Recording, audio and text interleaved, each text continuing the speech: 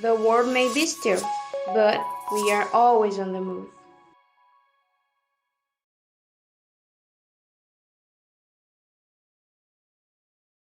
Bem-vindos ao segundo episódio do nosso podcast Tell Me More.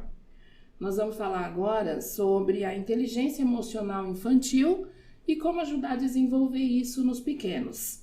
Eu sou Eliane Dantas, tia Li, do Colégio Pectros, orientadora aí há um bom tempo, e estou aqui com as minhas convidadas, a Anne e a Mônica.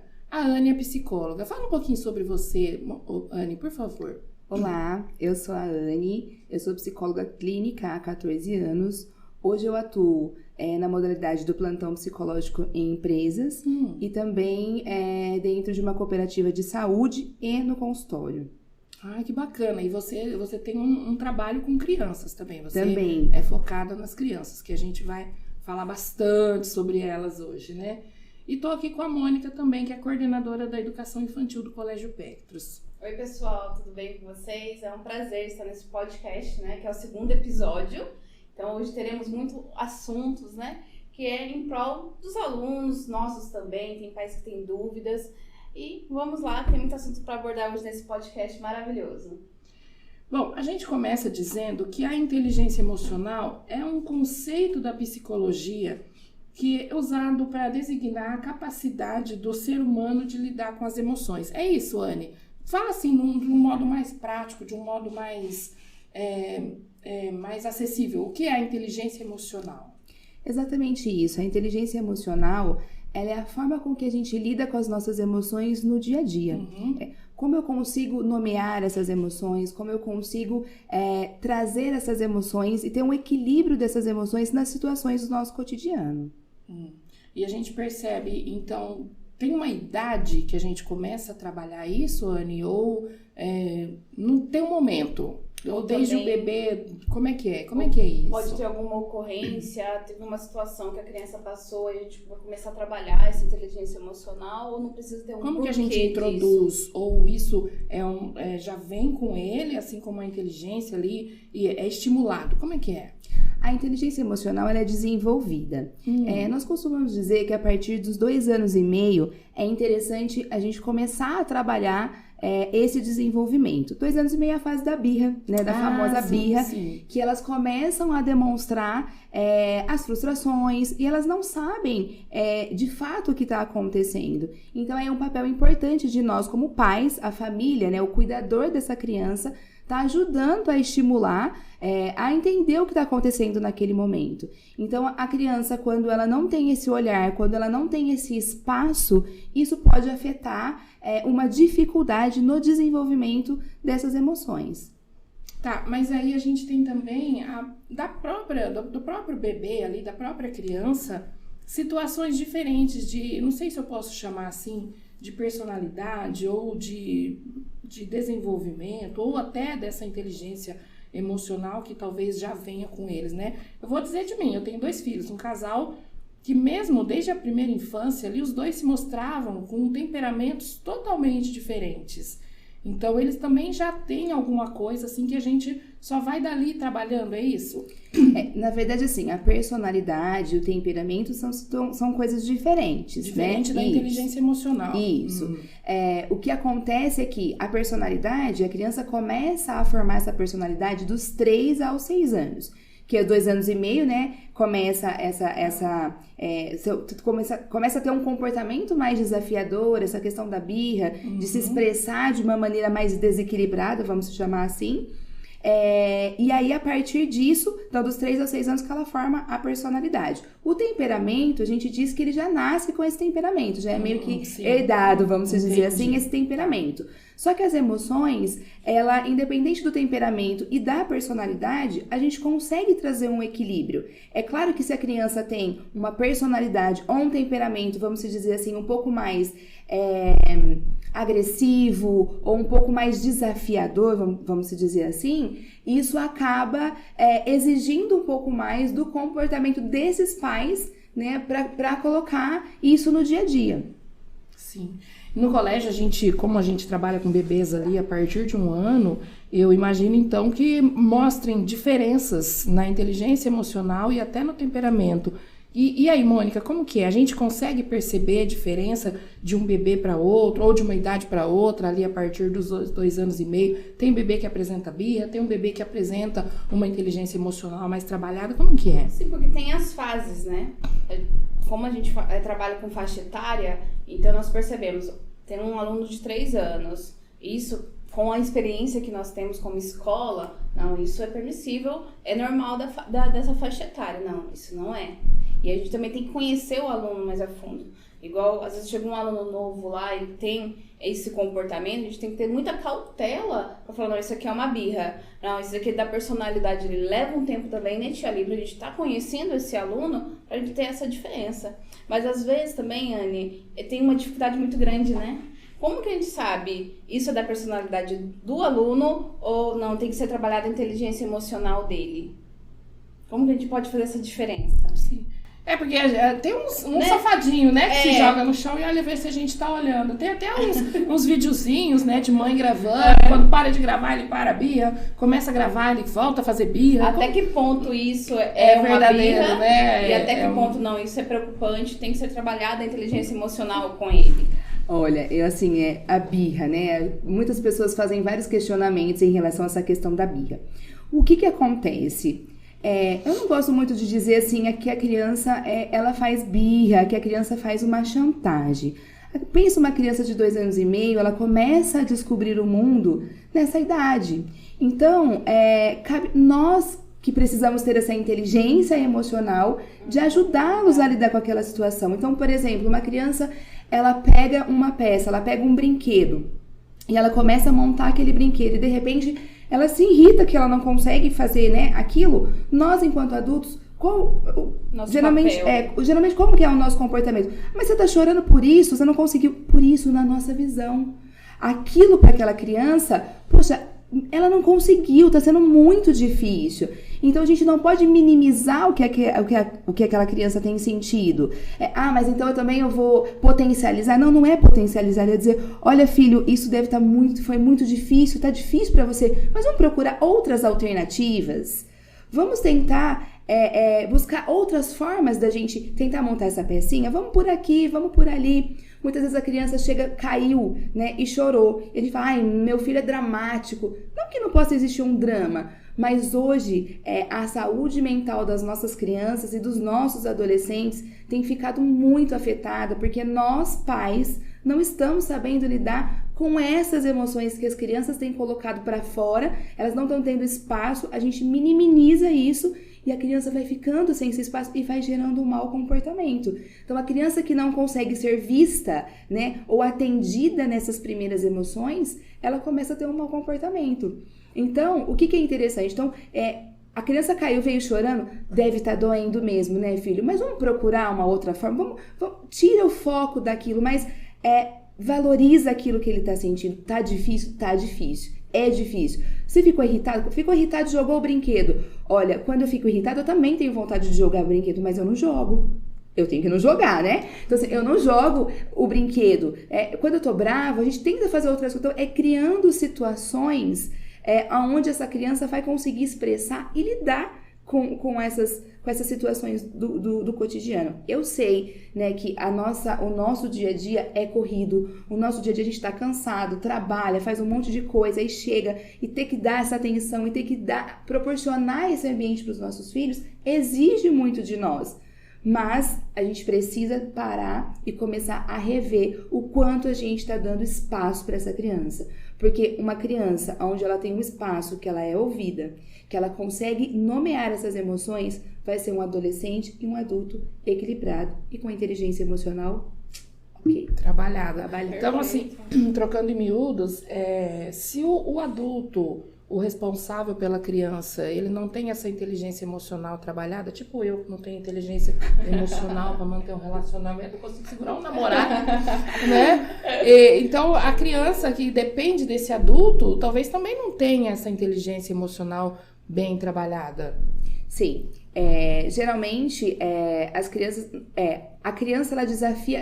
nós, enquanto pais, a criança desafia muito, eu gosto de dizer, a nossa criança interior. Entendo. Então, assim, se eu não tive um espaço, por exemplo, para questionar, e antigamente a educação, ela tinha uma rigidez muito grande. Sim. Então, a criança, ela não podia se expressar, né? Ela não podia dizer como ela se sentia. Um olhar, ela já conseguia se colocar naquele posicionamento.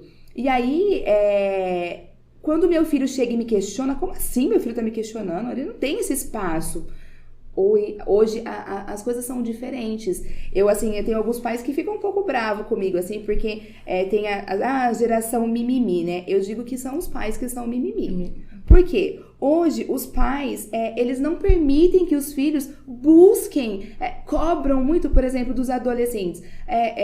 O meu filho, ele não tem autonomia. Aí eu pergunto assim, você permite que ele vá no mercado que é na esquina da sua exatamente. casa? Não, eu tenho que levar e buscar o meu filho.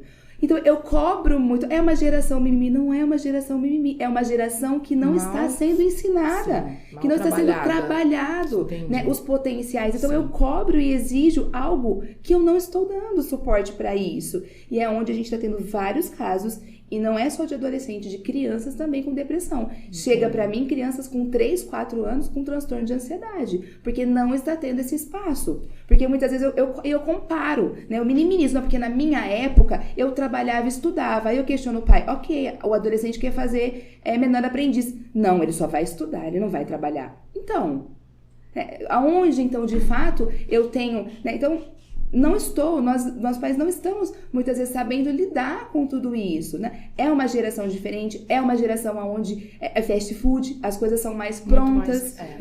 Antigamente, o filho, ele conseguia respeitar esse pai com um olhar, porque a própria sociedade vivia uma submissão. O pai trabalhava por muito tempo num lugar só, né? O homem, né, que trazia, o provedor da casa, ele trabalhava 10, 15, 20 anos. Hoje, o pai, ele busca um desenvolvimento, ele tá num lugar, ele vai buscar ser melhor para aquilo. A mãe trabalha em 2, 3. Então, assim, não tem como você olhar para aquela criança e ela já responder no autoritarismo, que é diferente. Você precisa ter autoridade. Você não pode ser permissivo. A educação positiva, ela corre um risco, é uma linha tênue que a gente pode se perder com a permissividade. Sim. Mas o que é importante, a gente precisa entender que é uma geração diferente e vai responder diferente. Mas eu preciso também me olhar. Por que esse comportamento do meu filho me incomoda?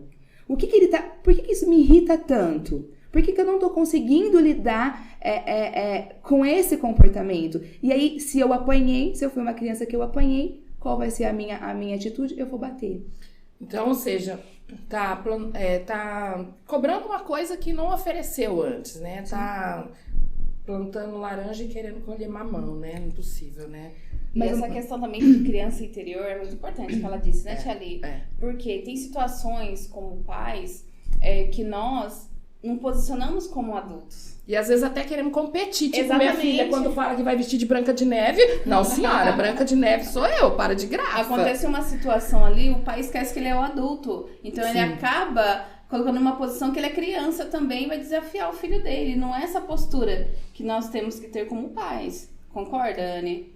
Exatamente. E aí, assim, e na fase adulta também é possível a gente desenvolver a inteligência emocional. Mesmo depois de adulto a gente consegue trabalhar isso. Sim, é claro que, assim, a infância, vamos pensar, a criança tem um HD zerado, né? Então, a criança, quanto mais a gente desenvolve e dá informações, elas têm esse suporte já natural para conseguir lidar.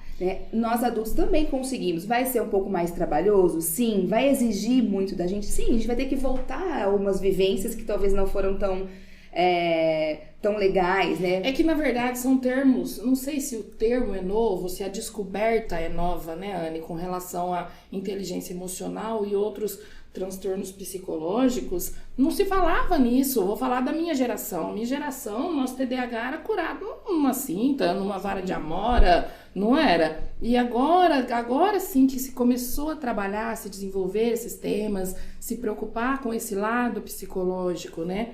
E aí, temos adultos que não têm, assim, essa inteligência emocional trabalhada. Isso afeta, Anne, no trabalho, na relação? Como é que é? Principalmente, assim, a falta de consciência das emoções afeta no nosso dia a dia. E o ambiente que fica muito visível é no nosso trabalho, onde a gente convive com várias situações diferentes, onde a gente tem que ter jogo de cintura, onde a gente tem que ter carta na manga, onde a gente tem que, muitas vezes, não olhar para aquilo que a gente está sentindo, para lidar com aquilo que o outro está sentindo.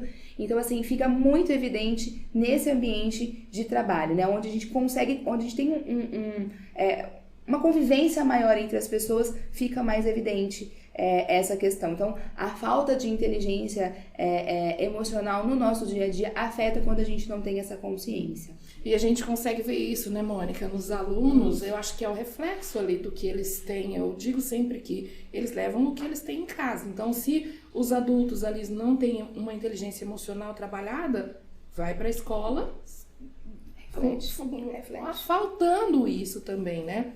Exatamente. E essa questão, Anny, da inteligência emocional como criança, adolescente e adulto. Dessas 3 fases, qual fase assim, que é mais difícil da gente trabalhar? Na adolescência, que estão passando por uma fase, essa inteligência emocional fica mais aflorada? Como você vê isso? Eu vejo que na fase adulta. Que é mais difícil. Porque assim, o adolescente, tanto a criança quanto o adolescente ele precisa de suporte, ele precisa de acolhimento. E nós muitas vezes julgamos muito. Julga, compara, porque o fulano faz isso, porque na minha época funcionava dessa forma.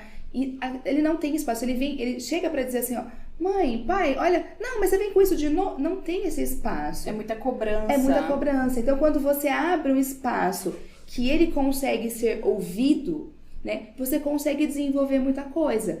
Vocês podem dizer, mas às vezes é difícil eles darem essa abertura depois que já existiu esse fechamento. Sim, depois que existiu o fechamento, vai exigir muito mais da gente. Então, sempre a primeira infância, né, a gente cuidar da criança, vai ter um adolescente, um adulto mais equilibrado.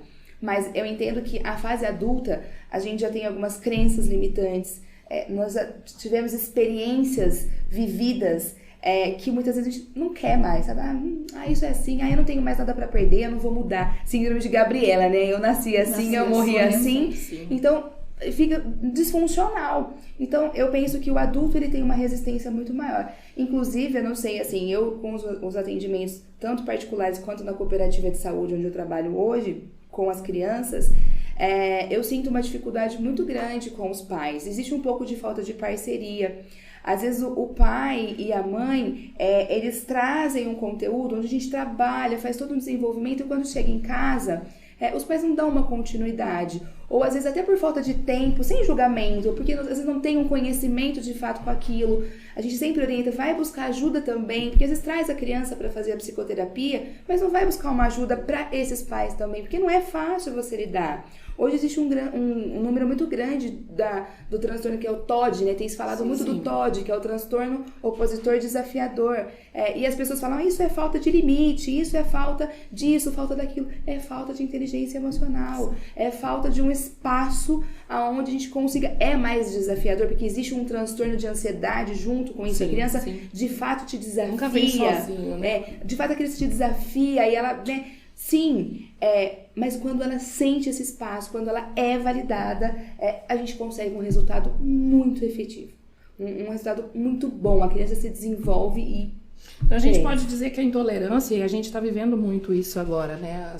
A intolerância das pessoas é uma falta de inteligência emocional, de certa forma. Sim, eu entendo que, assim, pra mim, na minha percepção, as pessoas antes da pandemia já estavam adoecidas. Sim. E aí a pandemia veio e intensificou tudo isso. E esse período que nós vivemos de angústia, de morte, nós perdemos pessoas, trabalho, questão financeira, tudo isso desestabilizou, né? As pessoas estão muito mais fragilizadas. Então elas não estão conseguindo ter um suporte. Até as pessoas que tiveram um desenvolvimento, né, que foram desenvolvidas essa inteligência emocional, tem impactado porque fragilizou muito. Foi uma situação que nós vivemos onde nunca ninguém tinha vivenciado tudo isso. Então as pessoas estão muito mais sensíveis, muito mais explosivas, muito mais intolerantes. Até os bebês, né, Mônica? Faltou estímulo social nessa época que nós vivemos, né? Então eles acabam... A fala, tudo, né? Foi comprometida. Então a inteligência emocional é um ponto de partida. Se iniciamos lá na primeira infância, tudo certo, podemos evitar muitas coisas, né? Muitas coisas mesmo. Principalmente a dificuldade que todos nós reclamamos dos adolescentes, né? Porque os adolescentes sempre acabam sendo, né, o bode expiatório, o problema, né? Eu sempre o adolescente, o aborrecente. Eu sempre falo isso pros pais, eu falo, olha, se tá difícil pra você lidar com ele, imagina ele próprio lidar com a emoção que ele tá sentindo. Porque ainda acontece, assim, quando eles começam a saber, por exemplo, nós temos alunos, Anne, que tem uma dificuldade tremenda de falar em público. Então, ele sabe que ele vai apresentar um seminário, ele já começa a ficar mal no dia anterior. E no dia anterior, ele fica mal porque ele sabe que ele vai ficar mal. Você entendeu? Sofre por uma antecedência. Exatamente. Eu não quero sentir isso, Tia Li. Eu não quero sentir isso. Entende? E ele já começa a ficar mal porque ele vai, entendeu? Sabe, uma falta, talvez uma falta de trabalhar isso, ou talvez um não conhecer do filho, porque aí, não, mas você tá com frescura, se você ficar com nota baixa, ele vai ser punido, enfim. Então, vem desde lá de trás a falta de... Mas assim, se for trabalhado a questão da inteligência emocional, ele também vai sofrer menos. Por quê? O que a gente pode fazer, né? Então, para desenvolver essas habilidades, né? O que eu posso fazer para o meu filho para trabalhar a inteligência emocional? As habilidades como a comunicação, as habilidades como, por exemplo, dentro para trabalhar a cognição, né? As brincadeiras, para trabalhar a questão da coordenação motora. O que a gente pode trabalhar? O exercício físico, a dança. Em casa a gente consegue, né? Trabalhar o próprio teatro para uma pessoa que é muito tímida, ajuda demais, né? Sim. A gente não tem noção do quanto a brincadeira enriquece. Exatamente, a fantasia. É porque na brincadeira você se frustra, você sorri, você fica alegre, você fica triste, você aprende outras situações para sair daquilo, o jogo. Mas a gente tem também, Anne, uma sociedade que inventa desculpa para tudo. E eu me coloco, porque, por exemplo, se você falar para mim assim, nossa, a Mônica fala muito, você é muito desorganizada. Eu falo, mas eu sou sagitariana. Entende? Não tem? Uma desculpas. Uma desculpa, entendeu? Mas você é muito ansiosa, mas eu sou sagitariana. Entende? Então, a gente vai. Até nas brincadeiras a gente percebe em redes sociais que tem muito isso. Agora você tem uma boa desculpa. É porque eu sou de tal signo. E acontece isso, né, Anne? A gente sempre tem uma desculpa para tudo, né? Por isso que eu disse que o adulto fica mais complicado a gente desenvolver. Porque exatamente. Tem as crenças, porque a gente arruma desculpas, a gente arruma coisas, às vezes, né? Inventa algumas coisas para não sair. Porque acaba criando uma zona de conforto e muitas vezes a forma com que eu aprendi a lidar foi daquela maneira. Então eu não consigo, quando adulto, muitas vezes me impossibilita de enxergar novas possibilidades.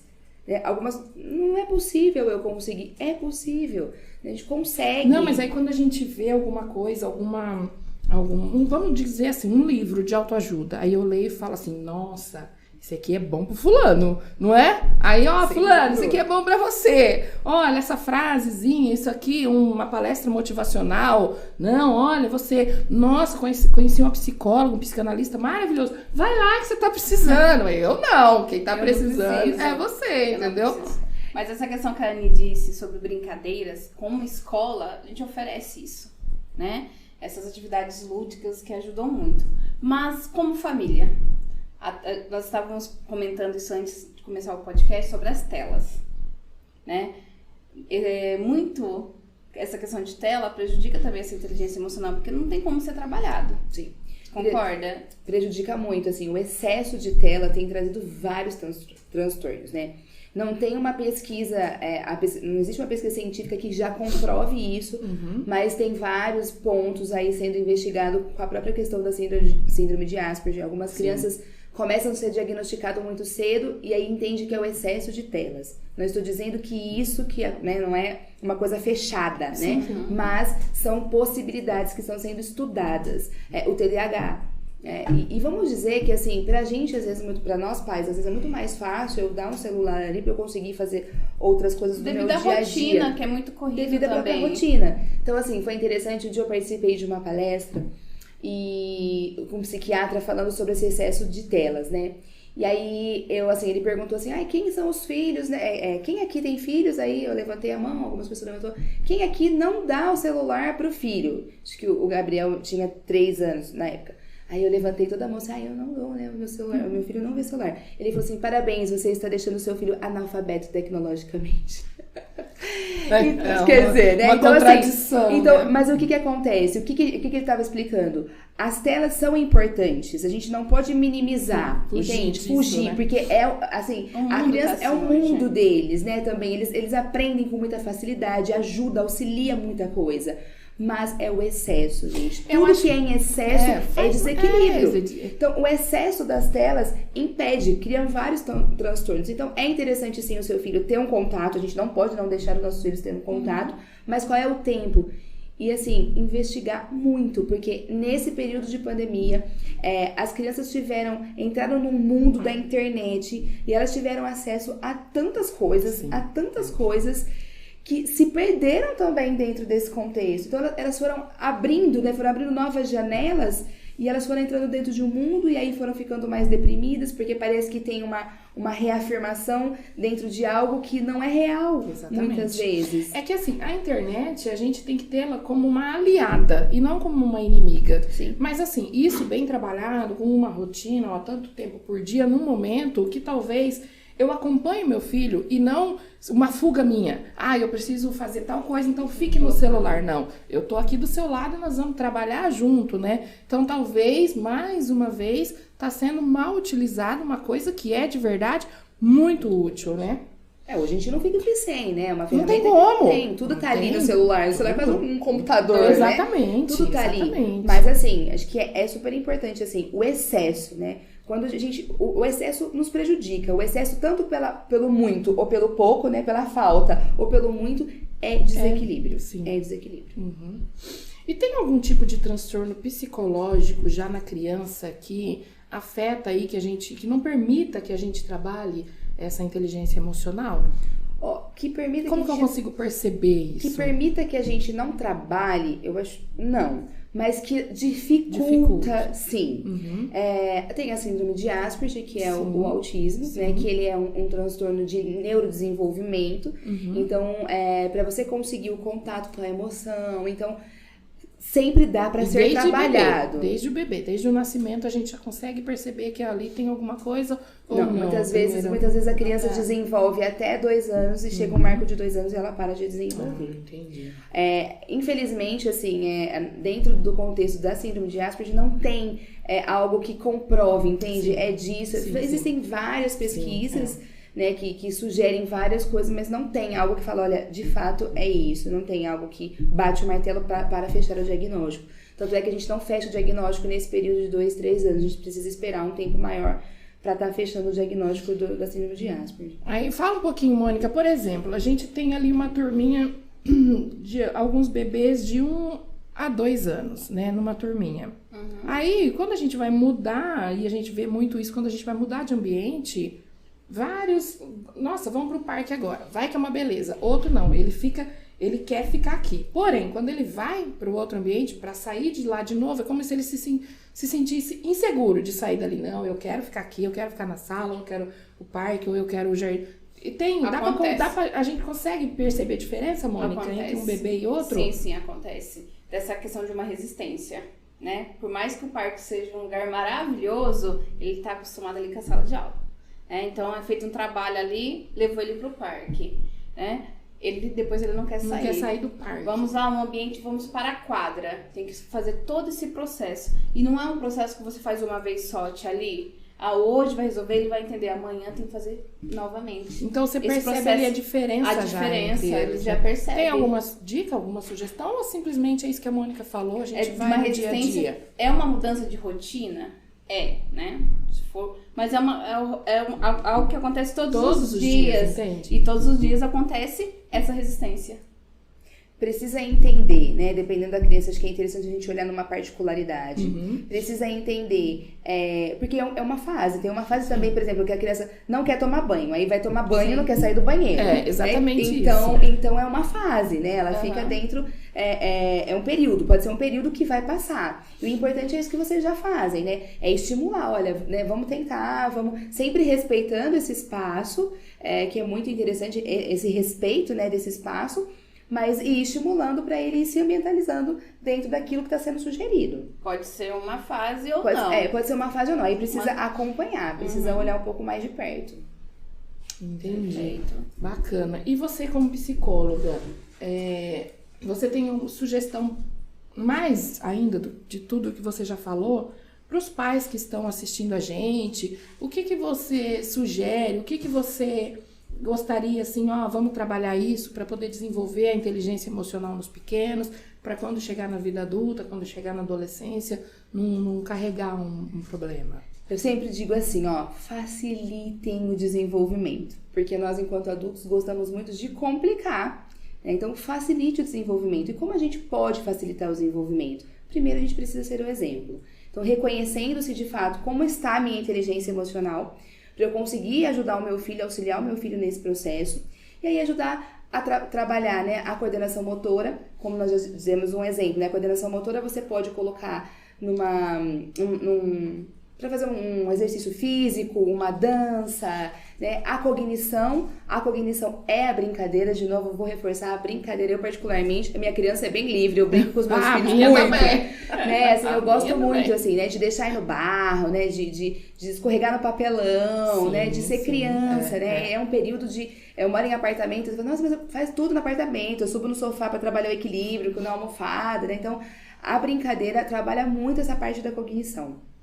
E as habilidades. Então, a comunicação, a leitura desde pequeno. Mas o bebê entende, ele vai... Aquilo que nós vamos colocando como rotina, a criança tem essa facilidade de entrar, né, dentro desse processo.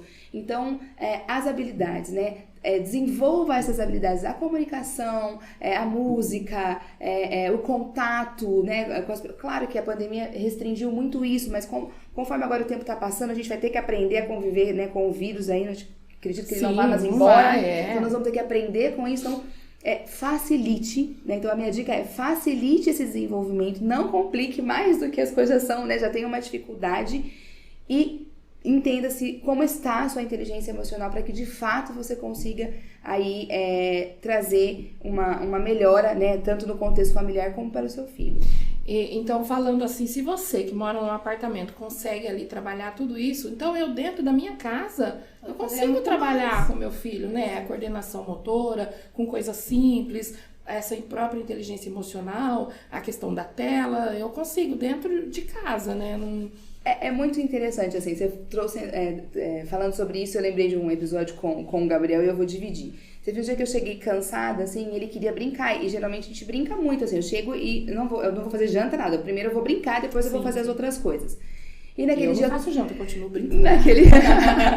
E naquele dia eu tava mais cansada, e aí ele disse assim, mamãe, eu não lembro o que era de fato, eu posso fazer tal coisa? Eu disse assim, Gabriel, não pode fazer. Aí ele falou assim, mas eu posso te perguntar uma coisa, mamãe? Eu falei, pode.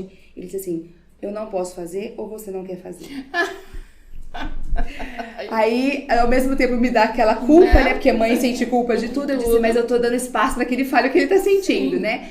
E aí eu disse assim, filho, você tem razão. A mamãe, você pode fazer, mas é que a mamãe não quer fazer porque vai bagunçar. Depois a gente vai ter que arrumar. E hoje a mamãe tá mais cansada. Vamos fazer um combinado? Amanhã a mamãe vai chegar e aí nós vamos brincar dessa maneira. Tem alguma coisa que você quer fazer que a mamãe possa ficar sentada, mas a mamãe vai brincar com você? Então vamos jogar Uno? Ótimo, vamos jogar Uno que a gente tá sentada e a gente consegue, né, brincar, interagir, trabalhar várias coisas dentro desse brincar e eu vou ficar também confortável ali.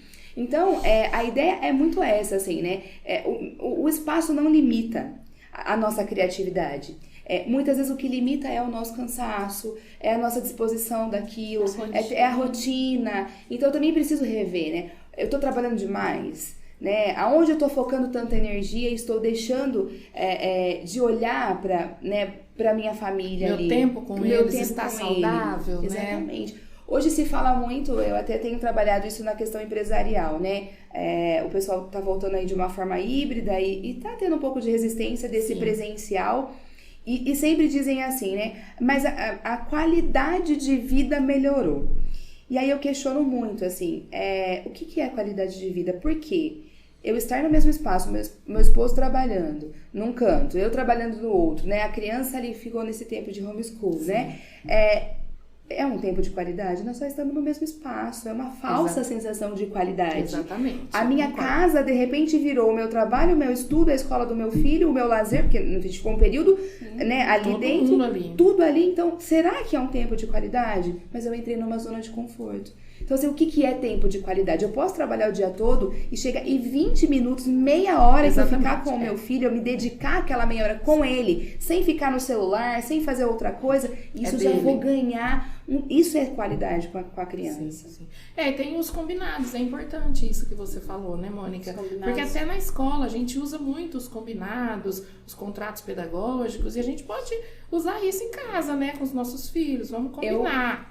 Eu gosto combinado muito. não sai caro, né? Então... eu gosto muito, assim, em casa nós temos algumas regras, que regra é regra, né? Não pode desrespeitar, tem que escovar o dente, tem que dormir no horário. Então, algumas coisas são regras e outras coisas são combinados. Então, os combinados, eles são flexíveis. Então, por exemplo, é regra escovar o dente. Mas, por exemplo, algumas crianças gostam de primeiro tomar o café para depois escovar o dente. Mas se eu sou uma mãe que acaba, né, ficando muito rígida, né? Porque a minha mãe me ensinou que eu primeiro preciso acordar e escovar os dentes, eu vou cobrar que essa criança... Não, a regra é escovar os dentes de manhã. É isso. Então, ele pode tomar café e depois escovar o dente, por que não? Mas aí entra de novo as nossas crenças, com a forma com que a gente foi. Então, é muito legal e as crianças funcionam muito bem com os combinados, mas eu preciso cumprir esses combinados também. Sim. Senão eu vou perdendo essa credibilidade também com os meus filhos, né? Então, eu gosto muito das regras. Regras são regras, não dá pra ser quebradas. E os combinados. Interessante. Na escola também a gente faz isso, né, Mônica? A gente trabalha bastante a questão dos combinados, até com os adolescentes. A gente faz um pelo outro, digamos assim, né? Mas muito obrigada, Anne. Muito obrigada, Mônica. Nós vamos encerrar aqui o nosso papo, que se deixasse por nós, acho que a gente falaria o dia inteiro, né? Porque a gente precisa de senha para conversar aqui. Mas obrigada pela companhia. A gente volta em outro momento com algum outro tema interessante. The world may be still, but we are always on the move.